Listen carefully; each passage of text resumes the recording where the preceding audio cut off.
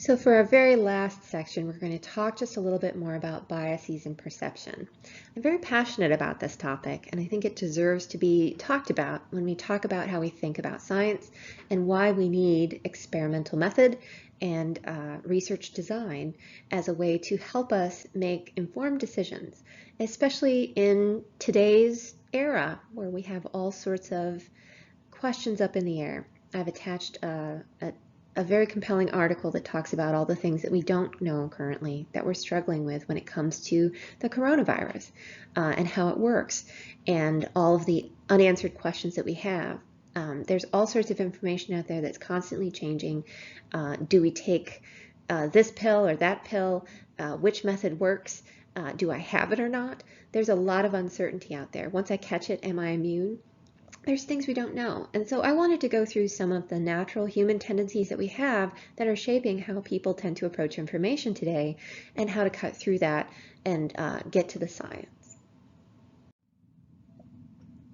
So we're going to be taking a look at chapter 5 from How to Think About Weird Things. So not your Cosby text, your other text.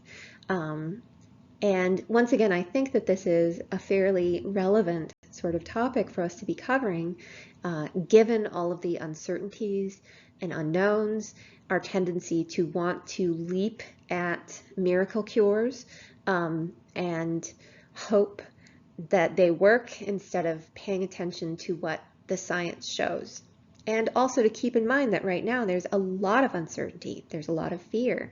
And in situations where we have a lot of fear, we tend to fall back on bad cognitive habits when it comes to figuring out whether something is actually useful or not. So just kind of keep in mind that this applies not only to just how we perform science in general, but also to our personal lives when it comes to taking a look at research out there and determining meaning from it.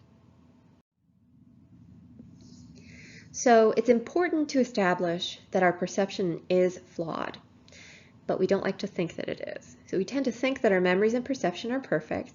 We tend to give extraordinary weight to eyewitness testimony and to individual case studies. Oh, well, I had a friend and they had this illness and here's their experience and therefore that's the experience of everybody. And when we are uncertain, we tend to depend on tradition and instinct, which can sometimes work against us. I'm just so struck by the fact that until last year, we used to give people in the ICU who were hallucinating and disoriented, which can happen often for people in the ICU, we gave them antipsychotics. We gave them antipsychotics for years, thinking that it would help them with their delusions and their disorientation. It was tradition.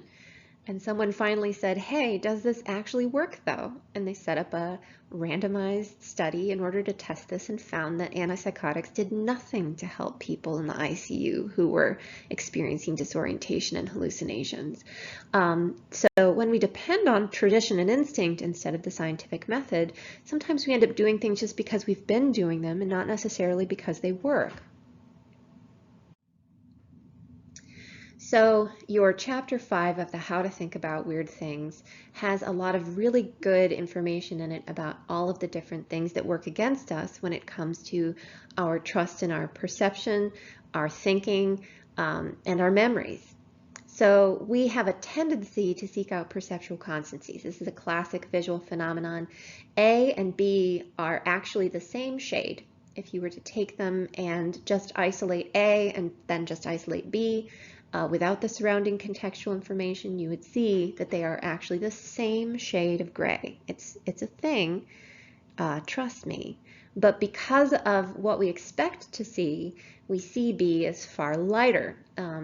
We don't necessarily, we can't see that they are the same because of the surrounding context and the fact that we see those lighter checks and darker checks, and we expect B to be lighter as a result. Our expectations can, of course, profoundly shape what we see, and we tend to have pattern-seeking tendencies where we tend to see patterns even in random shapes. So we see faces all the time in toast and in wood knots on the floor. We see patterns in randomness. It comes from our natural tendencies to find patterns. And so as a result, we're very good at finding patterns, but sometimes we have false positives where we see patterns where there aren't any. The book gives an example of Blondeau, a researcher who identified a particular type of ray he called an N ray, and he claimed that this was a ray like X-rays, and that could be blocked by lead, and that in the presence of N rays, things could become brighter and luminesce more. And a researcher who was skeptical of Blondeau ended up doing a test where he showed Blondeau a projection of what were supposed to be N rays, and Blondeau was supposed to say when a lead screen was put in place. And he only believed the lead screen was put in place, and he would say, oh yes, the lead screen is in place, it's blocking the N rays. But in reality, the researcher hadn't done anything with the lead screen. It was just based on belief that led to things being brighter or seeming brighter. We can expect all sorts of things that can lead us to see visual phenomena or hear auditory phenomena, even if they aren't really there. If you're asked, for example, to let the researcher know when you see a flashing light and there's no flashing light, people will still report seeing a flashing light. They'll report hearing tones when there aren't really tones that are playing in sound tasks all the time. So when you expect to hear or see something, sometimes you end up making it up. It's a thing that we do. So our memories are also fallible, and it's important to understand that even though we like to think that they are just perfect representations of our past, that they can be profoundly influenced by our expectations and by suggestions and events that happened after our memories were encoded. So for example, in a study that the book goes through, participants were shown a picture of a black man and a white man on a subway having an altercation, a heated conversation, and the white man was holding an open razor. And afterwards, about 50% of the participants falsely remembered the razors being held by the black man due to participant expectations. In addition, Lisa Loftus did a famous study where she showed people videos of a car accident and asked them either how fast were the cars going when they made contact with one another, or how fast were the cars going when they smashed into one another. And if she asked the second question, participants guessed that the cars went far faster, and they also falsely remembered the presence of broken glass in the video. And of course, we tend to want to seek patterns, and that applies to predictions of the future as well. Constantly, we will say, oh, I always knew this would work out this particular way, or do you remember, I guessed that this would work in this way, when we didn't actually make that prediction. We will falsely remember having made a correct prediction when we might not have even made one. And of course, our memory can be quite selective. We tend to pay attention to certain things and then remember those things. So this ties a little bit more into our tendency to have our memory shaped by expectations. Our thoughts are also shaped by our expectations, which can in turn shape what we remember. Humans are particularly good at denying the evidence that's directly in front of them. If you have a hypothesis and someone presents you with alternative evidence, it sometimes takes a lot of convincing, and sometimes even then, people aren't fully convinced. There's this really great documentary called Behind the Curve. It's available for viewing on Netflix, I think. And it's a really fascinating depiction of flat earthers who have to deny truly massive amounts of evidence in front of them in order to support their hypotheses. There's one point in the documentary toward the end where they actually set up an experiment to test their particular assumptions, and it ends up disproving their hypotheses. And they stand around going, well, but they don't necessarily change their mind. Sometimes people can be very stuck on consistency and maintaining their beliefs even in the face of dramatically conflicting evidence. And when you're a big conspiracy theorist, conflicting evidence actually supports the conspiracy. Oh, well, there must be a cover-up. The fact that there's so much evidence against it actually ends up proving my point, right? So that can be a slippery slope. Subjective validation is known through the Forer effect. This is basically the notion that you can take a look at something vague and find meaning in it. This is how horoscopes work. They tend to be broad enough that you can see little bits of yourself in it and think of it as specifically applying to you, and someone else can look at it and also see bits of themselves in it. So we tend to see precision and vagueness and see that as supporting a connection that we're trying to make. Confirmation bias is one that we've gone through in a couple of different classes and hopefully you're familiar with. The concept behind confirmation bias is that we tend to only seek out information that confirms hypotheses that we have. And we tend to be very bad at seeking information that disconfirms hypotheses. Let me go through two really great examples. So participants in one study were presented with this set of cards and were told, okay, here is the rule that's in place. If a card has a vowel on one side, it has an even number on the other. And participants were asked which card needs to be turned over to test this particular hypothesis, card or cards. Now, people would seek to turn over A to see if it had an even number on the other side, which is a logical thing to test to see if what you think is true, but they wouldn't turn over 7 to see if that particular card might disprove that particular hypothesis. So people would turn over A, they'd turn over 4, they wouldn't necessarily turn over 7.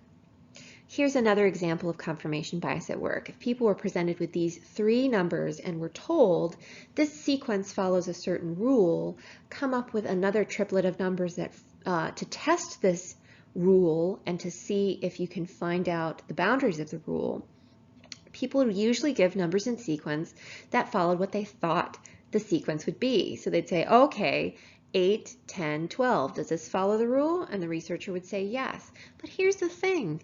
They wouldn't test the boundaries. They would only look to confirm what they thought the rule was. They wouldn't say, okay, 1,000,000, -95, 3. I want to test to see if it just has to be 3 numbers and not in any particular order. I want to see if they have to be getting bigger, if they have to be even. So I'm going to go ahead and say, okay, 8, 11, 55. You know, people wouldn't necessarily test the boundaries. They would stay within what they thought the boundaries were. And as a result, this limited the sort of questions that people would ask.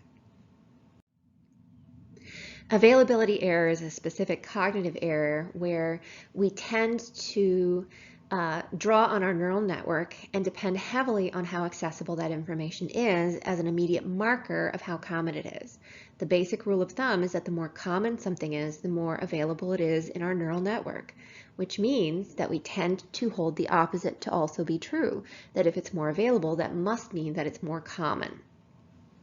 However, things that are more memorable are also more available. But what that ends up doing is we end up thinking that because it's more available, it's more common, when it's just more available because it's more memorable. So a classic way of testing this would be to ask people what is more likely, words that start with R or have R in the third place. People will usually say that words that start with R are more likely, when in reality, words that have R in the third place tend to be far more common. You might notice that in the sentence that I have there, more and words both fulfill that, and none of the words start with R. It's far easier for us to think of words that start with R than it is to think of words that have R in the third place. And that because they're more memorable, because they're easier to come to mind, we believe them to be more common. This is one of the reasons why people are nervous about flying and think of flying as dangerous, because plane accidents tend to be incredibly memorable, and therefore we assume that planes are more dangerous, when in reality they aren't. The representativeness heuristic is where we tend to ignore things like probabilities and base rates, the number of people in a certain pool, and tend to pay more attention to appearances. So a classic example is telling a story about Linda, who's a campus activist in college, and then to ask people, okay, what's more likely, that Linda's a bank teller or that Linda's a bank teller who is also involved in politics? People tend to select the second one, even though whenever you take two things and multiply those probabilities together, the probability of both of those things combined is always going to be smaller. We tend not to think about the fact that probabilities, when they accumulate, shrink the likelihood of something happening, and we tend to think more about what Linda would be like. We also make another set of assumptions about Linda in terms of the clothes she wears, the music that she listens to, the car that she drives, the people that she might vote for, and as a result, every time we add on another thing, that makes it less likely that all of those things happen, but we ignore probabilities and pay attention to how things look. Anthropomorphic bias is our tendency to assume things are like us, even non-human things, to assume motive and agency when something might be truly random or functioning on a different set of rules. We tend to say, oh, this virus is mean when it doesn't have feelings. It's just trying to survive in the way that viruses do. So we tend to assume agency, to anthropomorphize even inanimate objects sometimes, which can once again lead to biases in perception. So one of the things that this tells me is that we truly need the scientific method, that controlled experiments are the way to go, and randomization using good scientific method, collecting collective data as opposed to depending heavily on case studies, and that there's a lot of information out there for us to sort through right now, especially when it comes to this virus and how it works and how to treat it. And I think that there can be a lot of confusion, there can be a lot of misinformation, there can be a lot of tendency to leap on something as a miracle cure. And one of the things that the scientific community has been doing their best at trying to do is to present the information that we know and that we're certain about, and to be cautious about the information that we don't know. And so I think it's really important, especially important in these days, to depend on evidence and to wait for the evidence, to not leap on a miracle cure, but to hold off until the studies come rolling in. And that's the best possible way to do this.